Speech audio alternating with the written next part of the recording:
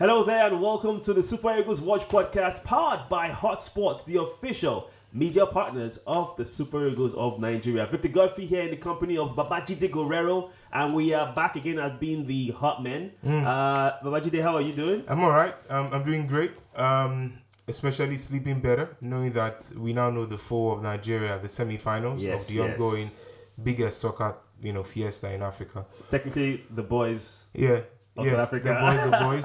Bring them on. The boys. Now, let's take a look at those semi-final fixtures. I mean, we saw a very dramatic game between Cote d'Ivoire and Mali. I mean, one would think that the Malians kind of shot themselves in the foot because they should have won that match. Not in the foot, in the head. Oh my God! They took a 12 gauge or probably a revolver. I put it in their own head and then poof. They played Russian roulette. Yeah, with their own selves. It's amazing. When they say football is cruel, sometimes football is not cruel when you do the right things. Yeah. They had no business using that goal. Whoever is in charge, I think that team, for the sake of a better word, everybody should be beaten on the. Well, we had the manager just put everybody. Maybe the guy was pouring water on his head or something like that. The manager was pouring water on his coach's head. Maybe the guy was crying or something. Maybe hyperventilating. I don't know. He was going to drown. A cooling down. I don't know. It was. That's the actual cooling break. That was the real. He needed the cooling break, but really, on the football side of things, I think it was terrible showing. There's no excuse. 16 minutes penalty lost. Red card from the first half. Got a goal in the second half. And then you allow the team come back 89 minutes and they scored in you again extra time. Yes, on the part of the Ivorians, you want to say yes, they showed grit. Oh, they did. They seem to be that team that cannot die. Their resilience. They show a lot of persistence. They show the qualities that football is all about. The heart, and they are playing with their heart on their sleeves, and that's brilliant. But I still think that you can only say all of this English. It will be meaningless if Malians have done what they need to do. True. 1-0, do what you need. They had no business. Poor game management, actually. But let's flip now to the other semi-final. Quarter-final, I should say. And you have, of course, our potential opponents for the semi-finals. That's the South Africans, familiar foes. They're not potential anymore. They're already they opponents. They are opponents, right? Yeah. That game against Cape Verde, it was another game whereby you felt like Cape Verde should have also won that match because they did all the playing.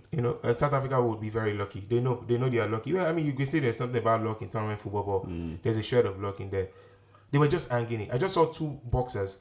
One was pounding so hard. The other was just defending and waiting for the bell to come and open for one lucky punch or probably just one left hook. And the left hook didn't come. It came eventually in the penalties. But I think in the 90 minutes, Bubista was very, very clear what he wanted to do. He allowed the South Africa play the first 15 minutes, and from that 15 minutes to the end, he took everything. Even when they introduced the likes of Gilson, the likes of for Baby, for Ryan Mendes, they were all over South Africans, and they had clear-cut chances. Yeah, South Africa not to take anything away from there. They did okay. They did some couple of things, but you had it. We all saw the game. They were simply not good enough on the day. But that's the tale of tournament football. You genuinely don't have to be good enough on the day. Just win.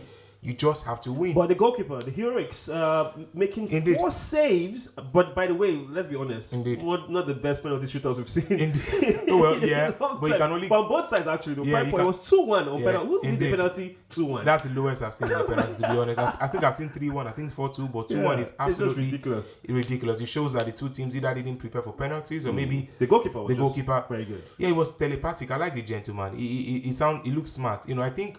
Baby losing that first, yes, he was leading from the front. That's what you want to see from your captain. Match-winning performances. When the captain takes the game by the scruff of his neck, you don't have to score goals. But if you can't score goals, make sure you don't concede one. Rowan Williams was an absolute hero. Andrew Arense will be proud. Now, he's actually he's equaled that record of going through 4 back-to-back clean sheets. For the last time we saw this was when they won the tournament in 96. Andrew Arense in goal. So I think the fact that Baby took the first penalty, and when he took the first penalty, he didn't score. Kind of your best player. Said it so for the That's your best player in your team. The most experienced player in your team, one of the stalwarts of the side. He didn't concede.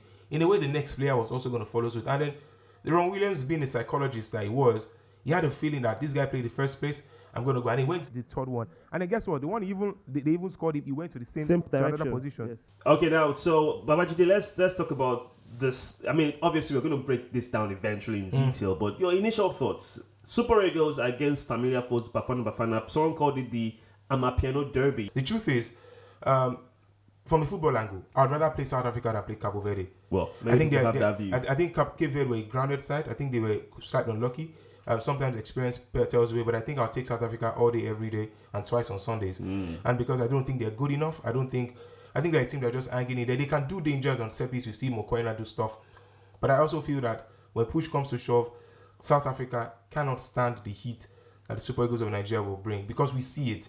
The only game South Africa has won quite convincingly is by their game was against Namibia. Yeah. And ever since, and then they won Morocco. We should also give them thanks for that. But that was more or less like Morocco losing that game. Yeah, I mean, not take anything away from them. But South Africans, we've got that rich history against them. You know, as a child, I was in the stadium. You know, went to Johnny Babangida, scored 2 goals against them. But I also feel that their golden generation is not golden anymore. Now, just to speak about what Babajide said, minus revealing his true age. If he was a boy 24 years ago, only God knows how old he is.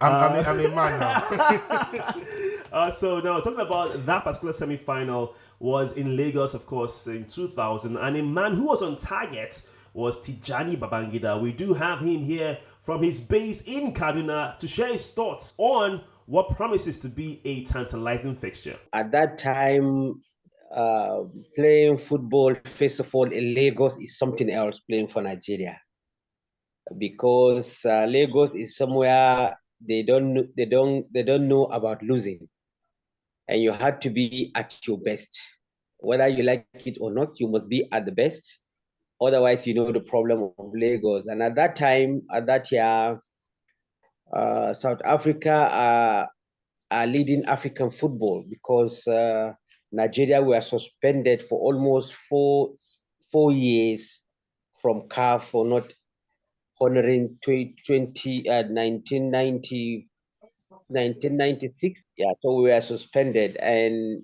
you find out that South Africa are the king of Africa at that time. And now you want to play against this team in the semi-finals and in Lagos. You cannot even think about it. It's completely different thing. The advice I would give them, of course, is just to be more disciplined. What I mean with discipline is to know that go to that football field with 200 concentration and their head as well, that this cup is ours. The momentum of the games they are playing, they are holding it up, and you see the team is getting better game by game. Our boys are going to make us proud, because first of all, they are fighting as a team.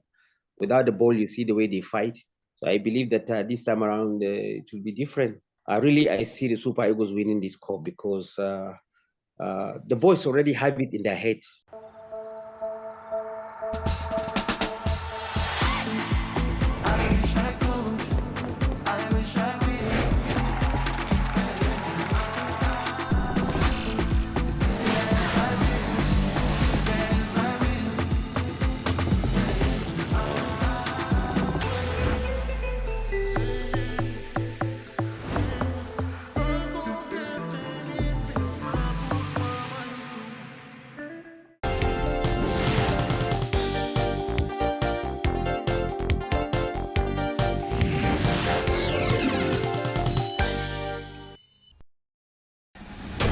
People, so diverse, so many.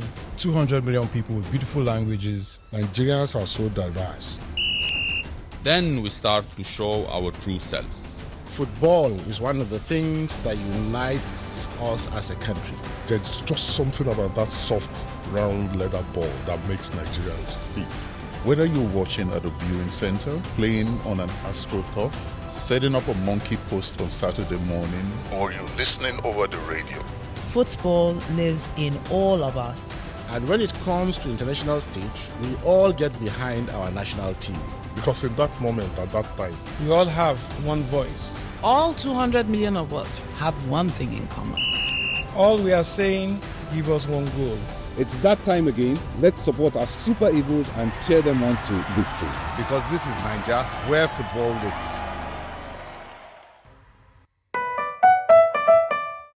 It's time for us to wrap it up. Like I said, we're going to be breaking down the talking points leading to the big semi-final clash against South Africa. But for the rest of the show, we do have Swore Chappelle to take us home. Now we are firmly in the semi-final, and of course, everybody is looking forward to us getting the gold. Obviously, there will be no thought behind ourselves that, okay, we might lose that opportunity, because it's all upon us.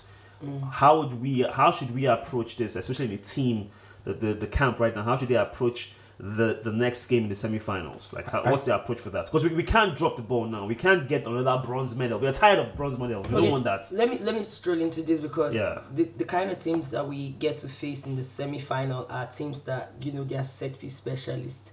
And that's the thing for me. When we concede, we should not be conceding close to our 18 because we see how these teams have been able to, open up stronger on paper, better ranked teams on paper than even, the Nigerian side. So when we want to foul, we need to take care of those technical areas because these are teams that are very good at using set pieces to turn over and get good goals. For me, that's my only side for Nigeria because every other part, I think Pesero has it locked in. Indeed, I think I'll stick with Soye. I think stick to what you know already. Same of the same.